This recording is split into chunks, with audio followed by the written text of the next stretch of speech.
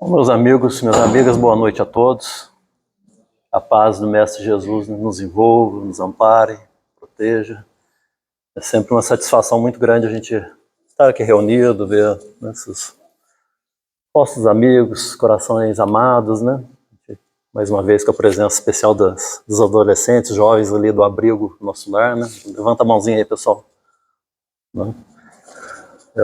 Satisfação ter vocês aqui sempre, viu? Todos, né? Mas os jovens, assim, eles têm um apelo mais forte quando a gente fala de evangelho, né?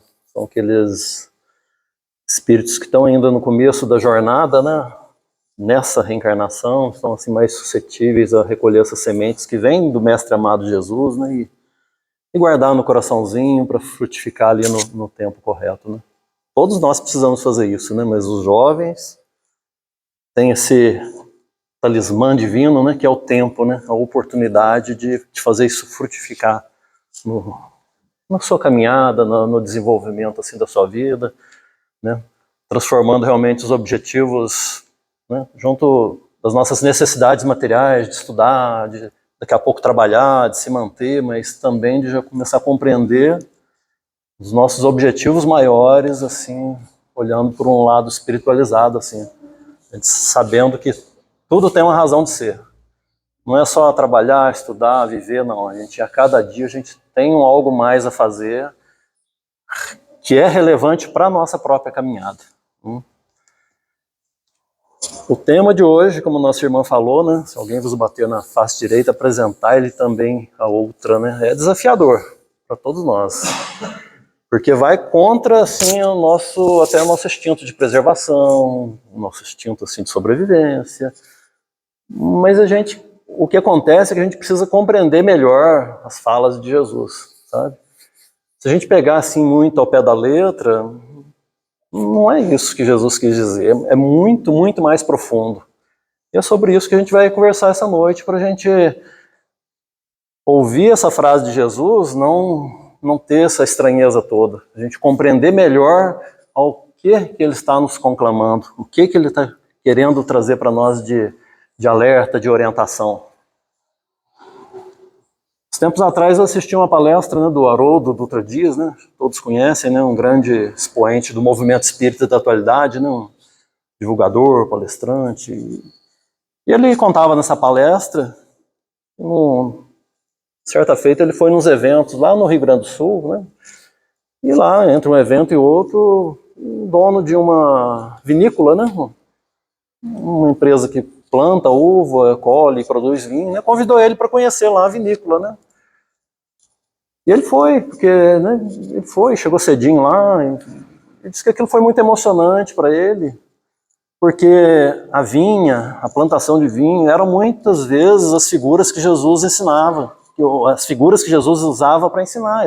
Muitas vezes ele pegava isso como símbolo, né? Deus como Senhor da vinha, os trabalhadores da vinha, em diversas ocasiões do Evangelho está lá citando a vinha. Então ele, contextualizando intimamente assim ali, vendo aqueles trabalhadores, ele disse que foi assim foi um passeio, né? Mas foi muito gratificante assim poder fazer essa ligação assim entre o que ele via ali naquela plantação de uva, aquela vinícola, né? E os ensinos do Evangelho. E ele lá assim embevecido com aquela situação, assim, né? Admirado daquela beleza toda, né? O sul do país já é umas paisagens muito bonitas também, né? Ele estava ali admirado daquilo tudo. Aí o gerente lá que acompanhava ele, né, o gerente da vinha, falou para ele assim: Haroldo, você está gostando disso tudo aqui, mas você sabia que a vinha, o vinhedo, ele reencarna? E o Haroldo falou assim: nossa, mas tão cedo assim você já bebeu, né? Brincando com ele, né? Mas reencarna como assim? Aí o gerente lá foi explicar, era um rapaz novo, mas que tinha formado nas melhores faculdades de agronomia lá da Argentina, né? Aí ele explicou: olha, a uva, o pé de uva, o vinhedo, ele produz, depois que ele produz e passa aquele ciclo produtivo, ele tem que pegar e tem que ser cortado. Tem que ter uma poda ali radical, né, para nascer uma outra planta. Mas o que acontece? Nós não podemos deixar aquele que foi cortado brotar daquela raiz. Tem que vir uma muda nova e ser colocada naquela raiz ali, onde é aproveitada aquela base antiga da planta, e aí sim a planta produz muito mais do que fosse simplesmente uma muda nova colocada no chão. Ou seja, a própria planta já aproveita as experiências anteriores dela, produzindo muito melhor, de uma maneira muito mais equilibrada, né? E ele explicando assim, muito mais dócil assim, aos comandos, né? Porque a planta vai nascendo, tem que ir conduzindo para cá, para lá, né? Quando é uma muda que põe direto na terra, ela não aceita essa condução, né? Mas se ela é colocada ali na própria raiz dela, ela começa a brotar dali, é um enxerto, né? Na planta que existia ali. Aí sim, ela guarda toda aquela experiência que ela vinha trazendo ali e produz muito, muito mais. É até por essa razão que, né, vai ser muito difícil, assim, por exemplo, um vinho do Brasil se igualar à qualidade de um vinho da Europa, onde os vinhedos têm 400, às vezes 500 anos nesse processo de renovação. O Brasil vai ter no máximo que 70, 80 anos, né, ainda está adquirindo essa experiência. E é muito interessante isso, a gente olhar essa experiência da videira, esse ensinamento da videira, porque a gente estuda o livro dos Espíritos, né? Todos nós já estudamos, né? Creio eu, já lemos pelo menos. E depois da introdução tem um capítulo que chama Prolegômenos. E qual que é o desenho que tem aqui no Prolegômenos? Nessa edição está muito pequenininha aqui, mas, né? É o desenho de um galho de parreira, de uva. E foram os próprios espíritos que desenharam um desenho mediúnico, e eles disseram a Kardec, ó, coloca esse desenho, todas as edições do Livro dos Espíritos vai ter esse desenho dessa galinha de uva aqui, da parreira, com a folha, um cacho, porque os espíritos falaram exatamente isso, que essa videira representa exatamente o trabalho do Criador em todos nós, nesse processo de renovar, de produzir melhor, de crescer. O divino agricultor, é claro, é o Mestre Jesus, né? E nós que somos trabalhados, né, nessa harmonia divina assim, para produzir cada vez melhor. Então, na nossa caminhada, a gente tem que ter em mente um processo de renovação constante. Renovação, a palavra é renovação, ou seja, é fazer diferente. Não adianta eu fazer uma coisa sempre do mesmo jeito e querer um resultado diferente. Olha, se eu estou fazendo do mesmo jeito, o que vai acontecer? O resultado vai ser o mesmo. Se eu quero um resultado diferente, eu tenho que fazer diferente. Isso é renovação. Às vezes a pessoa tem dificuldades, por exemplo, de fazer amigos. Ah, nossa, ninguém gosta de conversar comigo. Ou às vezes a pessoa tem muitos problemas em família. Ou às vezes a pessoa tem dificuldade em parar no emprego. Você fala, nossa, o que acontece comigo? Né? Tem injunções que são kármicas, mas né, tá lá no Evangelho segundo o Espiritismo, tem as causas atuais das aflições. É a gente fazendo do mesmo jeito, sem se renovar. Aí o resultado vai ser o qual? Se eu não modifico, o resultado vai ser sempre o mesmo. Então a gente precisa, na nossa caminhada, estar atento a esse processo de renovação que nos é oferecido todos os dias. Só que quando esse processo de renovação vem, muitas vezes a gente reclama, porque vem às vezes na forma de poda, na forma de dor, de um sofrimento, de uma dificuldade, às vezes dificuldades extremas, dificuldades tristes, que realmente afetam talvez a vida inteira, mas são podas. São podas que visam o que? Né, usando essa figura ainda do vinhedo, né, que visam para que a gente produza, que a gente renove, né, os nossos hábitos, o nosso íntimo, e comece a produzir melhor, produzir espiritualmente, produzir naquilo que a espiritualidade, naquilo que Jesus, naquilo que Deus espera de cada um de nós na nossa caminhada. Ninguém vem aqui na Terra, renasce aqui, reencarna, para ter uma vida vazia, para ter uma vida assim mais ou menos, para passar em branco, né? Apesar de uma grande porcentagem dos espíritos que reencarnam acontecer exatamente isso. Passam perdendo todas as oportunidades de renovação, de crescimento, de aprendizado, de burilamento. É a questão do livre-arbítrio, né? Deus criou a lei do livre-arbítrio e Ele é o primeiro a respeitar essa lei.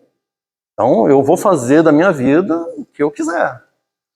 Por isso é tão importante, às vezes, a gente se deparar com uma passagem dessa e tentar compreender numa profundidade assim, melhor o que o ensinamento de Jesus está nos pedindo.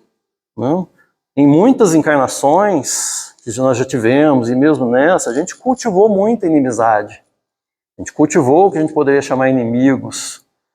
Né? Esse item nosso está no capítulo 11, amai os vossos inimigos, item 7 e 8. Por isso que a gente está fazendo essa abordagem, trazendo assim, a responsabilidade que a gente tem na nossa caminhada. Sabe aquela pessoa que a gente, né, às vezes está no nosso meio familiar, ou às vezes está no núcleo de trabalho, ou às vezes é um vizinho, que é a pessoa que sempre está dando uma encrenca, que tem uma antipatia recíproca, que tem...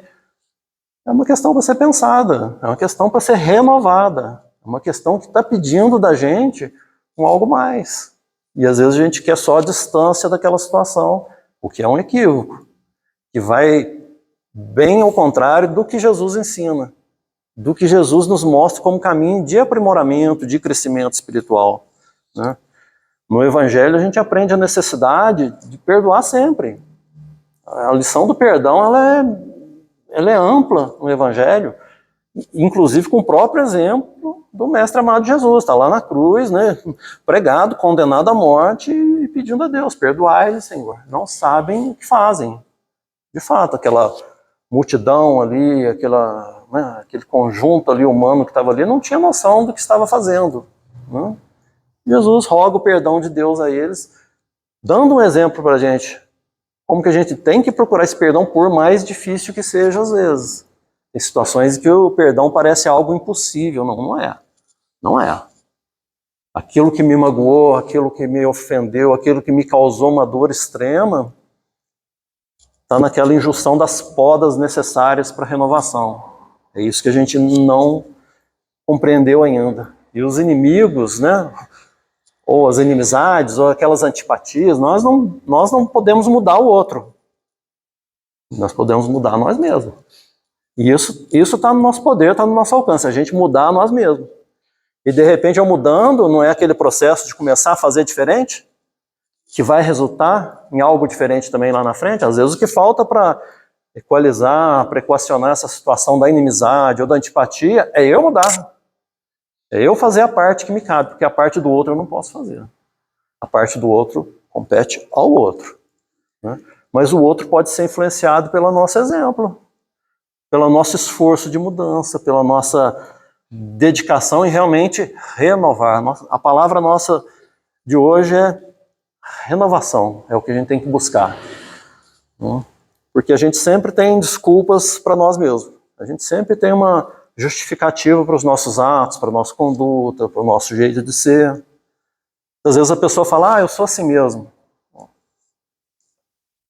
Eu sou assim mesmo, quer dizer que a pessoa, eu estou conformado com o que eu sou, mesmo identificando algo que não está bom ali, que não está causando bem nem a quem está próximo de mim, e mais ainda a mim mesmo. Eu sou assim mesmo, não. Eu sou assim mesmo, e quem tem o poder de me mudar, sou eu. Mas para isso a gente tem que escutar as lições do mestre, tem que procurar com mais profundidade, sabe, entender melhor. Não é só ficar com choque, não é, bateu na face direita, apresenta a outra. Vamos ler o item 7, que é a passagem evangélica. Vamos ler com calma e conversar para a gente tentar alcançar assim juntos, né, uma reflexão mais profunda em cima do ensinamento do Cristo, né? Lá no item 7, né, no registro no Evangelho de Mateus, é o capítulo 5, versículo de 38 a 42. Ele começa assim, ó. Aprendeste, Jesus falando, né? Aprendeste o que foi dito, olho por olho, dente por dente. A lei de Talião, que está lá no Antigo Testamento, né? Olho por olho, dente por dente, que parece, assim, a gente, né, vamos falar um pouquinho lá do Antigo Testamento, porque citou aqui, né? Olho por olho, dente por dente, parece para nós, assim, algo absurdo, né? Moisés está, então, validando a lei da vingança, da violência. Não, você perdeu um dente, tira o dente do outro. Perdeu um olho, tira o olho do outro. Mas será que é isso mesmo? A gente tem que compreender que Moisés disse isso aqui, registrou lá na lei mosaica, fazem quase 40 séculos. 40 séculos, né? Quase 4.000 anos atrás, 3.700 anos atrás, lá para aquela, né, humanidade, lá para aquele momento evolutivo do mundo. Onde sabe o que acontecia? Tinha uma briga lá, tinha uma guerra, tinha uma disputa, aí eu perdi um dente, eu ia lá, quebrava o dente daquela pessoa e da família dele, os dentes de todo mundo. A vingança era desproporcional. Teve lá uma rixa lá, meu parente com não sei quem, né, uma briga de espada, sei lá como que era na época, perdeu um olho, Juntava o pessoal daqui, ia lá, furava o olho de todo mundo da família do outro. Então, lá naquele tempo, quando Moisés disse o olho por olho, dente por dente, era um avanço. Era vamos, calma aí, né? A justiça é o quê? Você perder um olho, você vai cegar um olho só. Você perder um dente é um dente só, não é os dentes todos da boca. Então, lá naquele contexto, essa lei de Italião, ela fazia o seu sentido para aquele momento da humanidade. De forma alguma tá avalizando na atualidade essa vingança. Não é isso. Nós não podemos nos perder em palavras que estão, inclusive, né, no Evangelho, na Bíblia, né, essa parte no Antigo Testamento. Jesus continua, aprendeste que foi dito, olho por olho, dente por dente. Eu, porém, vos digo, não resistai ao mal que vos queiram fazer, mas se alguém vos bater na face direita, apresentai-lhe também a outra. Se alguém bater na face direita, apresentai-lhe também a outra. É claro, é evidente, mas é lógico que isso não é no sentido literal. Tem alguém querendo me agredir aqui, querendo me bater, e eu me coloco à disposição para a pessoa bater mais. Não é isso. Não é isso. A gente precisa entrar, assim, nas camadas mais profundas do ensino de Jesus. Né? Se alguém nos bater na face direita, né? Que face é essa? Que face é essa? Se a gente pensar, tudo na vida tem dois lados, não tem? Não tem duas faces? Tudo. Vamos pensar assim só pela ótica aqui espiritual, espiritualista, né? Porque nós estamos aqui numa reunião espírita, né? Então vamos usar essa ótica, né? A enfermidade é um momento de dor, é um momento, né, de dificuldade. Ninguém quer ficar doente, é natural isso, não é? Mas nós estamos vendo só um lado da questão, só uma face. Qual que é a outra face? A necessidade kármica daquele que vive aquele momento, inclusive do grupo reencarnatório familiar ali, né? Ou alguém acha que vai sofrer uma enfermidade à toa, por nada. Lembra aquilo que nós falamos de renovação, de podas, né? De instrumentos da espiritualidade visando exatamente essa renovação que muitas vezes a gente não faz, né, por nossa própria conta, mas vem esse mecanismo do progresso realizar. Então tem a face que a gente simplesmente vê a dor, vê a dificuldade na enfermidade, na doença, mas tem outro lado, onde a pessoa desperta para o seu aspecto mais espiritualizado da vida, onde ela começa a rever os valores, o que é importante, o que é importante para mim. Eu estou aqui, vamos imaginar que fôssemos nós mesmos, uma doença muito grave, terminal, certamente a gente ia começar a ferir os valores, falar, o que é importante na minha vida, o que eu fiz da minha vida até hoje? E se eu desencarno hoje, o que será que não vai ser um momento assim de mudança, um momento, né? Eu posso dar um exemplo assim, familiar, né? O meu pai, lá em 2004, ele teve uma leucemia, um processo assim, muito doloroso, como qualquer doença, né? Qualquer enfermidade, né? Ele era um católico assim, muito rigoroso, muito, né? De Saint-Devel, de missa, que a gente respeita todos os cultos, todos os credos, né? E todos têm o seu valor, né? Para aquele que pratica com lealdade, que vai ali para aprender, para ouvir de evangelho. Então, não importa o rótulo religioso, não importa. Mas ele era assim. E ali ele passou 30 dias no hospital, naquelas dificuldades, já tinha 70 e poucos anos, né? Uma situação assim que era crítica, todos sabiam. Mas naquele período assim de 28 dias, ele mudou profundamente. Ele começou realmente, isso foi visível para mim e para todos os familiares que acompanharam, assim, foi visível aquela mudança, onde realmente desloca o centro de interesse aqui das coisas materiais terrenas para algo mais profundo, mais espiritualizado. É aquele valor, é aquela outra face da enfermidade. Tudo tem duas faces. Então quando Jesus fala, se bateu na vossa face direita, essa face direita, sabe qual face que é? Bateu na sua face do orgulho, bateu na sua face do egoísmo, você foi agredido na sua vaidade, na sua intolerância, apresenta outra face. Qual é a outra face do orgulho? A humildade. Qual é a outra face, né, do egoísmo? É o desprendimento, é a caridade. Qual é a outra face da impaciência?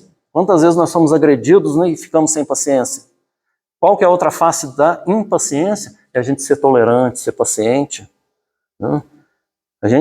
Isso de bater na face direita, né? Essa coisa de impaciência. Quantas vezes no trânsito a gente vê brigas de trânsito? Por quê? Um fechou aqui, aí o outro, não pode me fechar. Não pode. E quer passar na frente e sai em brigas, a gente vê nos jornais até mortes saem, né, em brigas assim de trânsito. Por quê?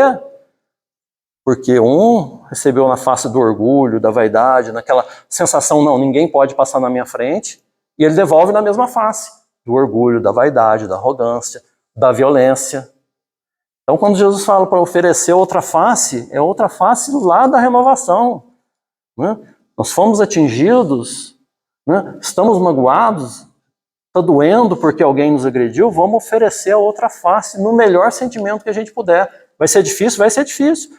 Talvez mais difícil do que oferecer um outro lado do rosto para a pessoa bater. Sabe? Oferecer realmente aquele sentimento que nos falta ainda. Aquele sentimento assim de, né? Poxa, eu estou sendo agredido, mas eu ainda tenho que pedir a Deus que perdoe a pessoa porque ela não sabe o que faz? É exatamente isso. É exatamente o ensinamento de Jesus. A outra face é aquela que nós precisamos desenvolver ainda. Então, quando a gente se sentir agredido, se sentir atacado, vamos ver que face é essa que foi atacada. E vamos buscar a outra face para devolver para a pessoa, para oferecer para a pessoa a outra face. É essa a lógica do ensinamento de Jesus. Né? Não fica muito mais palatável, né? Não fica mais fácil de digerir o ensinamento de Jesus assim? Porque, né, como nós falamos, se alguém está vindo agredir a gente tem o direito de se defender, a gente tem que se defender. Né? Se for o caso de correr, corre. Né? A gente, é o instinto de preservação, de conservação que fala mais alto, e a gente tem esse dever. A gente tem o dever de se autopreservar. Então, não é para a gente ficar exposto a uma agressão física, como é o modo simbólico que Jesus usou de bater na face direita. Não é para pegar ali ao pé da letra, porque seria uma tolice. É igual quando Jesus fala naquela outra passagem lá, se seu olho é motivo de escândalo, arrancar ele fora. Alguém vai pegar isso ao pé da letra? Não vai. Jesus está falando, nossa, se eu olhei para uma coisa, é para eu tirar meu olho? É claro que não, é a mesma coisa aqui. Vamos buscar essa outra face que a gente precisa desenvolver. Nós não temos ainda, ou ela está muito pequenininha, né? A face do orgulho, da vaidade, ela está grande, ela está, né, exuberante. Por isso que muitas vezes somos atingidos. Certa vez perguntaram assim para Mahatma Gandhi, né? Ele, um indiano, né, que levou a Índia assim à independência, né, do Império Inglês, mas sem usar violência. Ele promoveu lá uma revolução pela não violência.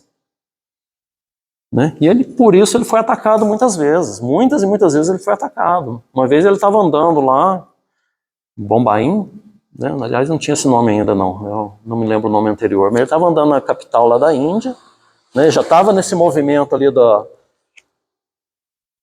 de independência, de revolução pela não violência, e 2 soldados, né, do Império Inglês chegaram assim nele, e um dos soldados pegou e vibrou aquele murro na cara dele assim que ele caiu. Ele já era um senhor de mais de 70 anos, né? A gente vê as imagens dele magrinho, franzino, imagina um murro assim, claro que ele caiu já, né, levantou sangrando, o soldado foi lá e deu outro murro nele e caiu de novo. E ele já ia levantando de novo, o soldado falou para ele assim, nossa, mas quem te ensinou a ser tão covarde assim? Aí Gandhi, que era hindu, né? Vira para ele e fala, esse homem pendurado no crucifixo no seu pescoço, que o soldado era cristão, né? Aí o soldado ali ralado de remorso virou as costas e foi embora. Isso muitas vezes aconteceu esse tipo de agressão com Gandhi. E perguntaram para ele uma vez assim, Gandhi, você tem facilidade assim de perdoar as pessoas? Você perdoa as pessoas assim com facilidade? Ele falou, não, eu nunca perdoei ninguém não. Falei, nossa, mas você, símbolo da não violência, você, né, um homem assim que à frente de uma nação que caminha pela paz, como que você nunca perdoa ninguém? Ele falou, é que eu nunca me senti ofendido. Ele não tinha essa face para ser agredida.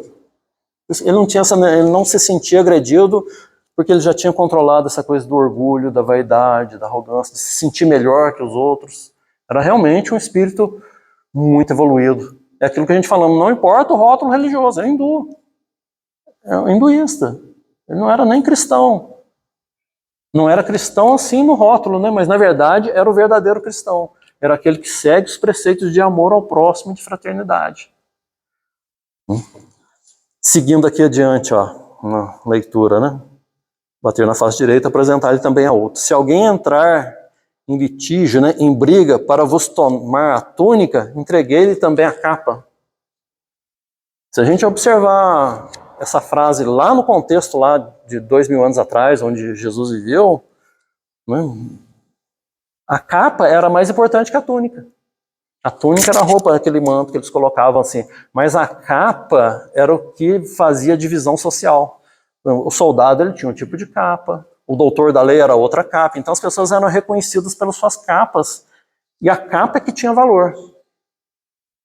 Inclusive tinha a capa até para a pessoa pedir esmola, ela tinha que ter a capa. Ela pegava, tirava, sentava, virava o tapete. Lá naquele tempo, para pedir esmola, ela tinha que ter a capa com autorização para esmolar. Cada uma com suas características próprias. Então, quando Jesus fala, a pessoa está querendo tomar sua túnica, entrega a capa também. Vai além. Dá o algo mais. Olha o que Jesus está exigindo da gente, assim, está levando a nossa vontade de caminhar ao extremo, porque às vezes a gente não tem condição de dar nem aquilo que a gente já tem um pouquinho, ele está falando, mas dá mais ainda, sabe? Vai além. Sabe por que ele fala isso? Porque a gente pode, porque a gente consegue. Né? Tirando os mais jovenzinhos, assim, pessoal que já viveu um pouco mais, sabe? Olhar para trás, assim, vai ver as situações que passou e fala, nossa, como eu consegui passar por aquilo? E passamos. Deus nos deu força, a espiritualidade nos sustentou e nós passamos, porque sim, nós seremos sustentados no momento de prova, no momento de dor, a gente vai sentir que a gente não está sozinho. É isso que Jesus está falando aqui. Está pedindo a túnica? Entrega mais ainda, sabe? Faz aquele esforço maior ainda, porque você não vai estar sozinho, porque você vai estar amparado. Vai ser difícil, vai ser, mas você vai sair vencedor ali daquele desafio, chamar assim, né? O desafio espiritual ali, daquele aprendizado, daquela renovação, né? Aquela poda, né? Mais drástica. Aí continua aqui, ó, se alguém vos quer obrigar a dar 1000 passos com ele, caminhe ainda 2000.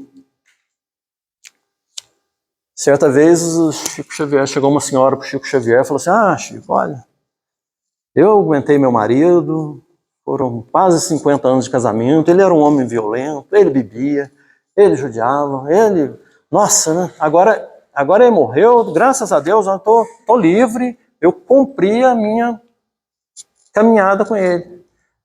Aí o Chico falou para ela, minha irmã, mas né, futuramente você vai ter em outra oportunidade em cada hora, você vai ter que voltar ainda com ele. Como é que é isso, Chico? Por que eu vou ter que voltar? Eu já aguentei ele. Mas aguentar não basta, agora você vai ter que aprender a amá-lo. Né? Amar naquela expressão assim, né? O amor ele tem várias expressões, né? É lógico que ela viveu com a pessoa quase 50 anos, né? Naquela base de suportar. É a primeira milha, esses primeiros 1000 passos aqui, onde você é constrangido daquela situação. Na segunda milha, nesses 2000 passos seguintes, é onde você realmente está mostrando que você renovou. É onde a gente está mostrando que, opa, eu consigo fazer diferente sim. Sabe? É onde eu estou dando sem esperar nada em troca. Onde realmente esse amor que Jesus está ensinando está começando a brotar e a querer vibrar dentro de mim. É na segunda milha. Né? A primeira parte é da construção, aquele que eu sou obrigado. Né? Todos nós já vivemos isso, situações que nós somos obrigados, que não tem jeito. Veio, né, às vezes a dor bateu na porta de casa, entrou, instalou, não pediu licença e ficou. Essa é a primeira milha. Caminhei ainda 2000 passos, né, no dizer de Jesus, é para a gente extrair o melhor valor daquela situação. Agora, por vontade própria. Agora, porque eu sei o que eu quero. Agora, porque eu sei o que é importante para mim. Dai aquele que vos pede, e não voltei as costas àquele que vos quer pedir emprestado. Dai aquele que vos pede. É interessante porque, né, aquele que vos pede, né? Vamos imaginar um ladrão. O ladrão vem cá, ele me dá seu relógio, ele está pedindo. Ele está pedindo, né? Mas Jesus fala, dai aquele que vos pede. Né? É interessante a gente pensar nisso, porque em qualquer situação, então, exigindo da gente algo que muitas vezes é sacrificial, essa pessoa está de fato pedindo algo. Vamos imaginar que é no núcleo familiar, né, alguém que a gente identifica assim, como nós falamos, como um inimigo, ou uma antipatia grande, né? Essa pessoa está pedindo algo da gente.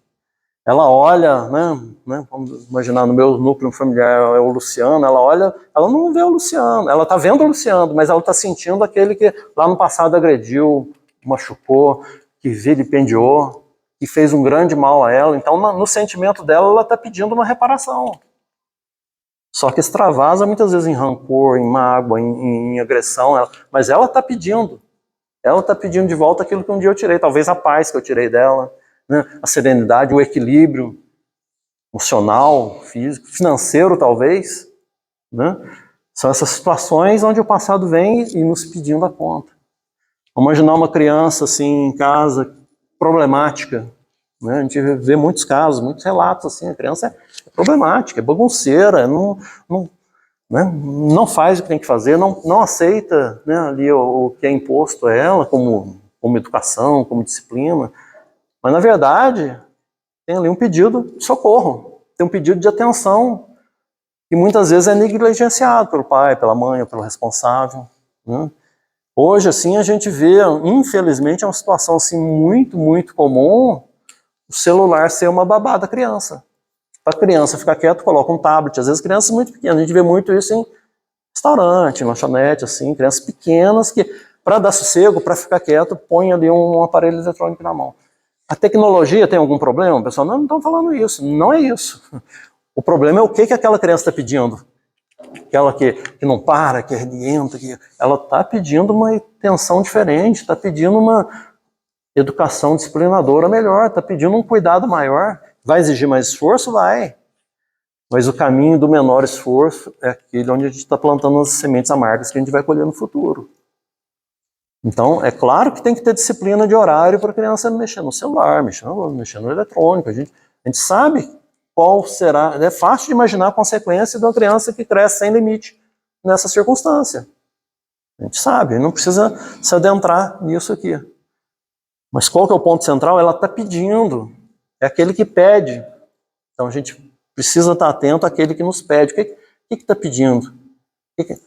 Demos o exemplo do trânsito, não foi? Trânsito, porque né, uma cidade pequena como São Lourenço já tem um trânsito que é muitas vezes né, desgastante, irritante. Né?